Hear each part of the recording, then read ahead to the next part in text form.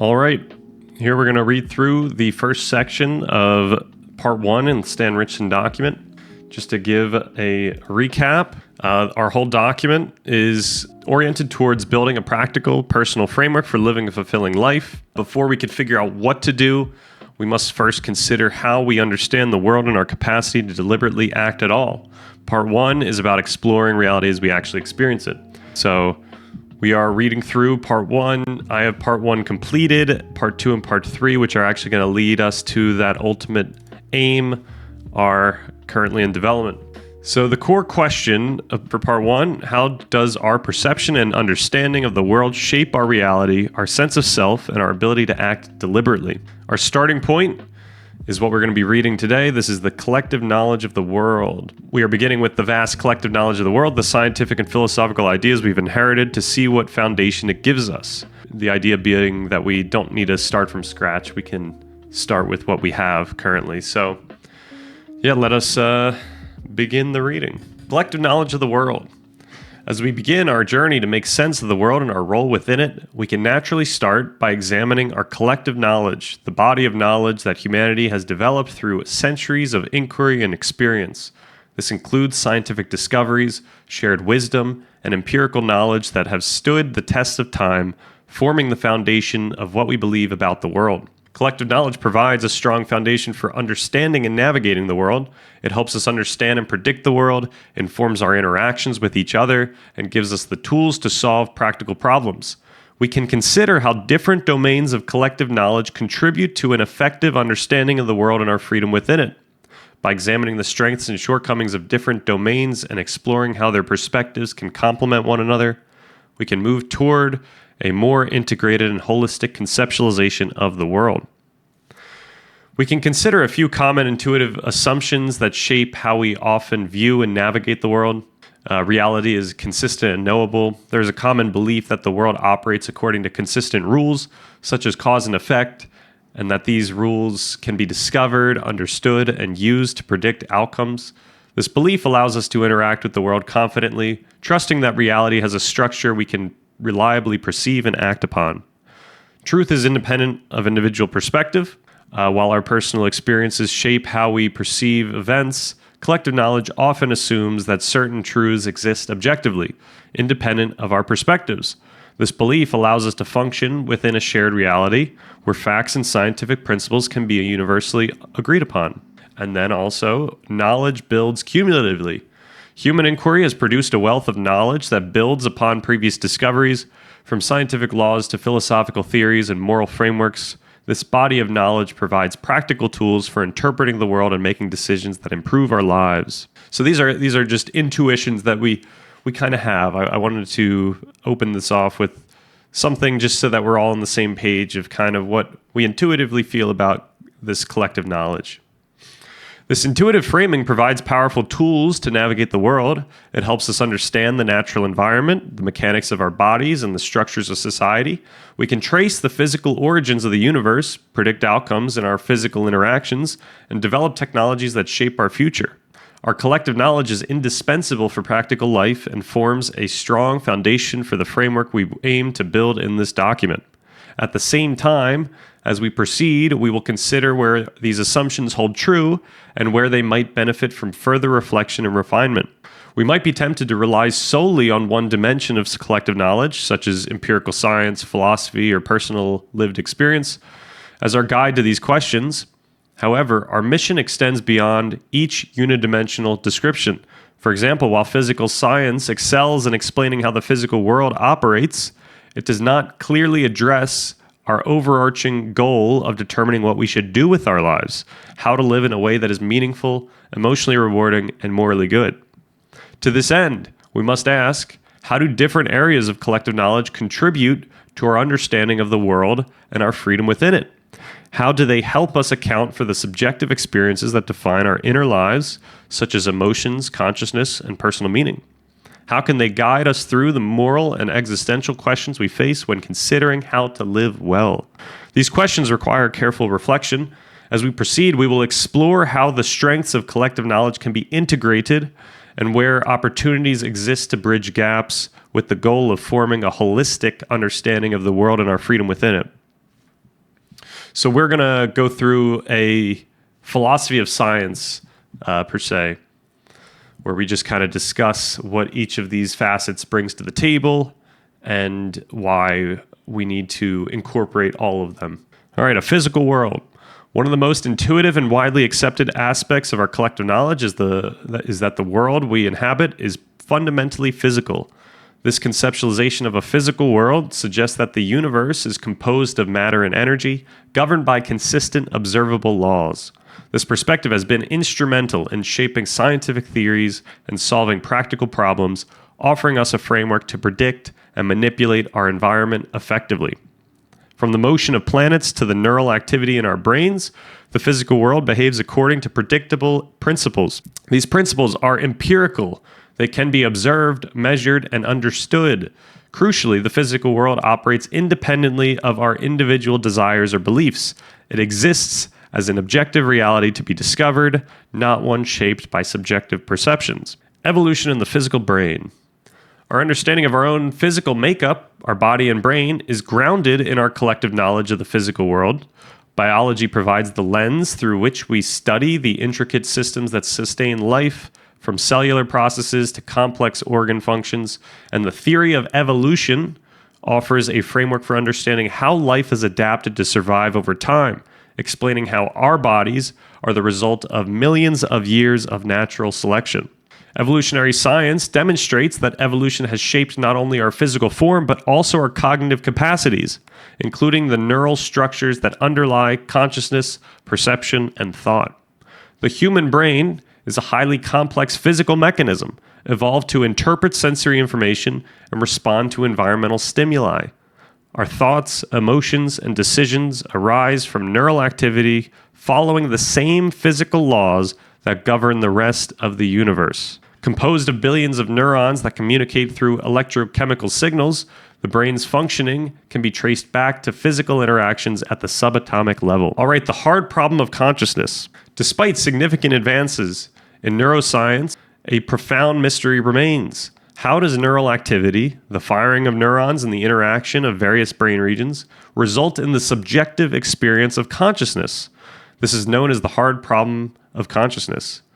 While we can map brain functions to specific experiences, like recognizing the amygdala's role in fear, we do not yet understand how these physical processes produce subjective first-person awareness, the what it is like to experience emotions, make decisions, or simply be aware.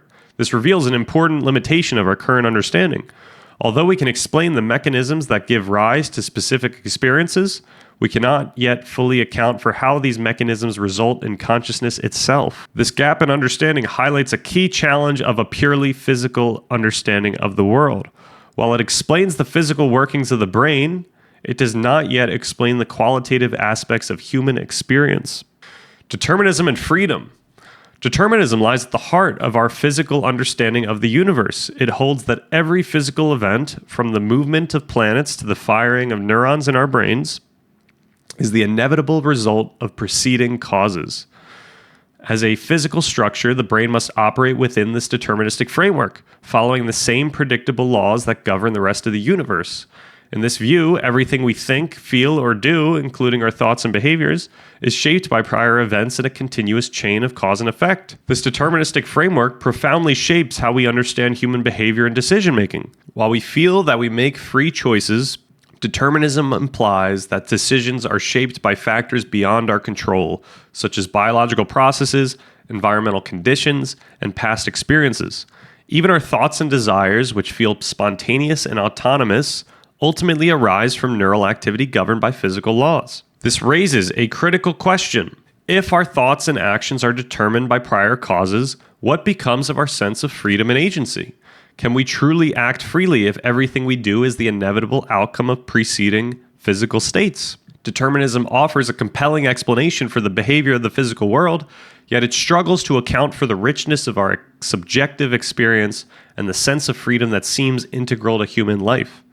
How can our subjective experience of freedom coexist with the deterministic nature of the physical world? We ultimately aim to achieve some sort of compatibilism, the idea that even though our actions are influenced by prior physical events, we retain the capacity to make meaningful choices. And that's going to be something we do execute within part 1. All right, we don't experience the physical world directly. The brain is not a passive recorder of information. It actively processes sensory input to construct a cohesive and meaningful representation of the world. This representation is not the physical world itself. We can more accurately understand it as a mental model shaped by the brain. Thus, our experience of the world is inherently subjective, as it is shaped by the intricate workings of our biology and influenced by environmental factors. While the physical world operates independently of our perception, the sensory data we receive, light, waves, sound vibrations, tactile input, is transformed by the brain into mental constructs. These constructs allow us to interpret and interact with our environment, but are not direct reflections of physical reality. For example, when we see a chair or hear a sound, we do not perceive the raw physical phenomena, such as electrons or sound waves, but a conceptual representation organized by the brain. Consider how we perceive color. Light waves of different lengths strike our retinas, but it is the brain that converts these physical signals into the experience of red, blue, green, etc. Although these colors correspond to physical wavelengths, the experience of color itself exists only as a mental construct, a product of the brain's interpretive processes. Over time, humanity has refined its collective interpretations of the world into shared conceptual frameworks. Natural sciences, such as physics, biology, provide increasingly precise ways to describe objects such as chairs, trees, and colors. Yet even these descriptions remain mediated by human cognition. Okay, strengths and shortcomings of the physical world. Our understanding of the physical world has been instrumental in advancing our understanding of the universe, offering powerful tools to explain and shape our physical environment. It has enabled scientific discoveries that enhance our lives, from technical innovations to insights into the workings of the human brain.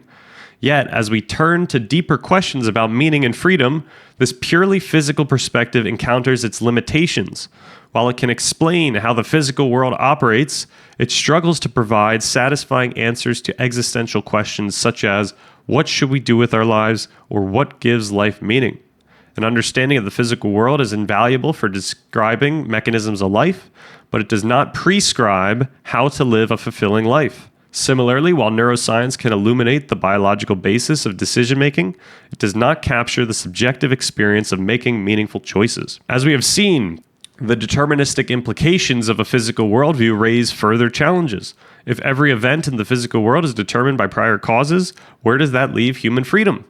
Our intuitive sense of agency, the feeling that we can make choices to shape our future, appears at odds with the deterministic idea that all actions are inevitable outcomes of prior physical states. To address these gaps, we must move beyond the physical and deterministic world and consider the realm of subjective experience. This includes the concepts and representations that define how we navigate and make sense of our lives, concepts like patterns, values, and purposes.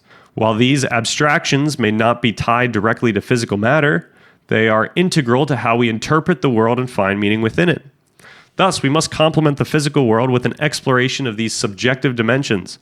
Only by integrating both the physical and the experiential can we build a comprehensive understanding of reality, one that accounts for the mechanisms of the universe, as well as the qualitative experiences that make life rich and meaningful. Okay, so the next section here, an abstract world. While the physical world provides a tangible foundation for understanding reality, it does not fully capture the array of concepts that shape our lives and guide our decisions. Beyond material objects like planets or trees, we also engage with abstract objects such as numbers, categories, and moral values, concepts that are not material in nature but are essential to how we interpret and navigate the world. These abstractions, though grounded in subjective experience, often feel universal and external, as if they belong to an objective reality we all interact with. Numbers, for instance, seem to exist independently of individual perception, operating within a consistent framework. Similarly, moral principles often feel like they belong to a shared reality, not just a matter of personal opinion. To fully grasp the nature of this objective world, we must bridge its physical and abstract dimensions, understanding how these seemingly universal elements shape both our external reality and our internal experience. So the role of abstract objects in the sciences. The sciences in all their forms rely on abstract objects to explore and explain the world around us. The empirical sciences, including the natural sciences such as physics and chemistry, rely on measurable observations to conceptualize physical entities. For instance, when we speak of an atom, for example, we are not directly engaging with the atom itself, but with a theoretical representation of its microscopic matter and behavior. Similarly, when we refer to a chair, we invoke an abstract concept, a functional idea that organizes physical materials and structures into something recognizable. These empirical abstractions are indispensable for understanding and manipulating the physical world, yet they represent more than merely the matter that constitutes these physical objects. The formal sciences, such as mathematics and logic, leverage abstractions to conceptualize non-empirical objects. These include numbers, geometric shapes, and logical structures, which do not exist in the physical world in the same way as atoms or chairs. Despite their non-physical nature, these abstract objects are foundational for understanding empirical phenomena. Mathematical equations allow us to model planetary movements, calculate probabilities, and describe relationships in the physical world, even though numbers themselves are not tangible entities. These formal abstractions feel objective because they operate within consistent frameworks that transcend individual perception. The social sciences, such as psychology, sociology, and anthropology, abstractly conceptualize human behavior and experience. These disciplines examine constructs like cultural values, norms, and identities, which, while intangible, shape the structure of human societies. Unlike the natural sciences, which explore the physical and formal dimensions of reality, the social sciences delve into meaning, context, and the subjective aspects of human life. These abstractions help us understand human behavior within systems of meaning that are both shared and individual. As we develop a more comprehensive understanding of reality, we must ensure that our conceptualization respects the insights established by these various scientific disciplines. We aim to align with the empirical rigor of the natural sciences, the formal consistency of mathematics and logic, and the nuanced insights of the social sciences. At the same time, we must integrate these perspectives with the subjective dimension of our experience, ensuring coherence with personal intuition without straying from well-established evidence. So here's our signal that we are not going to forsake empirical science. And on the contrary, we're going to use empirical science to make sure that we're still operating within collective knowledge. All right, objectivity and subjective experience. While science and logic offer us powerful tools for understanding reality, they do not provide a complete picture. A significant gap remains when it comes to how we subjectively experience the world and how these experiences relate to what we consider objective truth. We often think of truth as a static, transcendent reality that exists independently of human perception. In this traditional view, knowledge is something we can discover or gain with the assumption that gathering enough information about an object leads to complete understanding. However, our engagement with reality is inherently filtered through subjective experience. Two people witnessing the same event interpret it differently, influenced by their prior experiences, emotions, and perspectives. These subjective filters shape how we interpret the world, even when the underlying physical stimuli is shared. Thus, we can understand knowledge not as fully static and transcendent, but as inherently shaped by context, experiences, and perspectives, limiting our ability to fully comprehend aspects of reality. Certain truths, like "that is cold," illustrate this interplay between subjectivity and objectivity. The concept of coldness depends on a reference point, someone to perceive it as cold, or an established system that defines what counts as cold. To understand even seemingly objective statements, like "it is raining outside," relies on subjective context. The rain might only occur in a specific location, and individual qualitative interpretations, like whether the rain is refreshing or inconvenient, vary based on personal and cultural factors. This subjectivity extends to aesthetic experiences as well. While we may speak of beauty as if it were an inherent quality, our perception of beauty is deeply influenced by personal and cultural context. A painting exists as a physical object, but its beauty or emotional impact depend on the viewer's interpretation, shared by their background and experiences. This raises essential questions. If our perception of the world is subjective, how can we reconcile it with the idea of an objective reality? How do we navigate a world that exists independently of our perceptions while engaging with it through a subjective lens?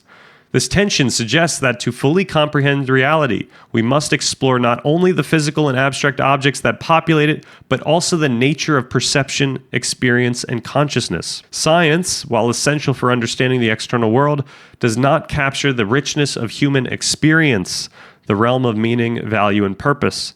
To address these deeper concerns, we must complement empirical knowledge with philosophical inquiry, which allows us to explore and better understand our subjective experiences.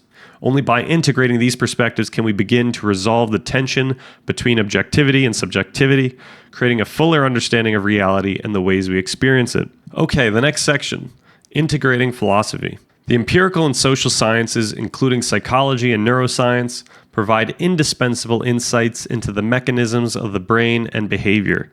However, they struggle to account for the lived experience of consciousness, what it feels like to perceive, to feel emotions, or to reflect on existence. These sciences excel at describing observable phenomena, but they cannot fully address the qualitative, harder to quantify aspects of human life, such as felt emotions, a sense of freedom, and the quest for meaning. This is where philosophy plays an essential role. Philosophy has long been concerned with making sense of the world, and it offers valuable tools for grappling with the nature of experience and consciousness. It offers tools for examining how we subjectively and intuitively experience the world and how those experiences connect to broader questions of reality, truth, and purpose. Unlike the empirical sciences, which focus on measurable aspects of existence, philosophy allows us to grapple with abstract and unresolved questions about meaning and consciousness. Without this inquiry, our understanding of reality would remain incomplete, missing the richness of subjective experience and its interplay with the physical and abstract perspective. To create a truly comprehensive understanding of the world, we must integrate the strengths of both philosophy and science. Philosophy provides a framework to interpret the subjective dimensions of life, complementing the empirical findings of psychology and neuroscience. This integration unifies empirical, abstract, and subjective perspectives into a coherent conceptualization of the world. Although consciousness is inherently subjective and varies widely between individuals, we can still attempt to systematically characterize its contents and behaviors. This is where metaphysics, the branch of philosophy concerned with the fundamental nature of reality, becomes essential. Metaphysics examines the foundational structures and principles of reality, including existence, objects, properties, and possibility. It helps us conceptualize the fundamental aspects of consciousness and subjective experience, abstract objects and principles that remain beyond the scope of empirical science. Just as the natural sciences use abstract concepts like atoms and forces to describe and explain the physical world, metaphysics allows us to identify universal principles that govern human consciousness and subjective experience. These principles, much like the laws of physics, transcend individual experience and offer insights into the universal aspects of human existence. Okay, so the final section here, how can we evaluate our framework? Because philosophical frameworks deal with abstract questions that lie beyond direct observation, they cannot be proven or disproven with the same empirical certainty as scientific theories. This presents a challenge. If there's no single objective test, how do we evaluate our framework? We must make a deliberate choice about the values we want our framework to uphold. In line with the mission of this document, to create an actionable guide for a fulfilling life, we can evaluate our framework based on the following criteria. Coherence. The framework should integrate different aspects of reality into a unified, logically consistent whole, avoiding contradictions while addressing both objective and subjective truths. Explanatory power. It should account for a wide range of experiences and phenomena, offering compelling explanations for both external reality and internal experience. It should align with empirical insights while resonating with our intuitions about the complexities of life. And then finally, practical utility. Ultimately, it must be able to guide our understanding of the world and inform how we live. It should address not only abstract philosophical questions, but also everyday experience, helping us make sense of emotions, decisions, and the quest for a fulfilling life. By drawing on both our intuitions and collective knowledge, we can engage in a reciprocal process to develop and refine our framework. Intuition can guide the construction of our framework, and the framework in turn will clarify and deepen our intuitions. Through this iterative refinement, we aim to develop an understanding that is both intellectually rigorous and practically relevant, offering clarity and guidance. In conclusion, the task ahead is to construct a practical and coherent framework for understanding the world and our freedom within it. To be successful, we are aiming to satisfy the following key requirements: align with the physical world, adhere to the fundamental principles and laws governing the material aspects of reality, ensuring consistency with our scientific understanding. We need to account for both empirical and abstract objects. We need to address both the tangible objects of the physical world and the abstract entities that we use to understand and conceptualize reality, such as numbers and moral values. We need to incorporate scientific insights. We need to respect and integrate discoveries from the natural and social sciences, providing philosophical context for these findings. Draw on past philosophical perspectives. We want to build upon the valuable insights of previous philosophical systems to create a more comprehensive understanding of the world. And we want to resonate with subjective experience. Above all, make sense of the world as we each experience it, offering clarity and meaning applicable to daily life. A framework built on these principles will serve not as a final rigid answer, but as a reliable and dynamic tool. It will provide the stable foundation required to move from how we understand the world and our freedom within it to what we can do with that freedom. Okay, so that is the entire collective knowledge of the world major section. So just to unpack this section, we're building on a foundation. We're not starting from scratch. We're leveraging humanity's vast collective knowledge, science, philosophy, etc., as our starting point. We're pointing out the physical world and its limits. The scientific physicalist view gives us a powerful map of reality. However, it struggles to fully explain our subjective experience, things like consciousness, our sense of freedom, and what gives life meaning. We're bridging the gap with philosophy. These limitations show why we must also integrate philosophy. It provides the tools to explore our inner world and subjective truths. And we're taking a practical, grounded approach. We're not discussing abstract, impractical theories. We're attempting to use philosophy, specifically metaphysics, as a tool to build a framework that is coherent, explanatory, and useful. So connecting to the thesis, by integrating the outside world of science with the inside world of our experience, we're building a more complete understanding of reality. This richer map is what will ultimately shape our sense of possibility and our capacity for freedom. Okay, so then what's next is experience in the moment, where we actually look into how we experience the world from a personal, subjective perspective. All right, so that will be the next read through. Thank you for watching this one and have a good rest of the day.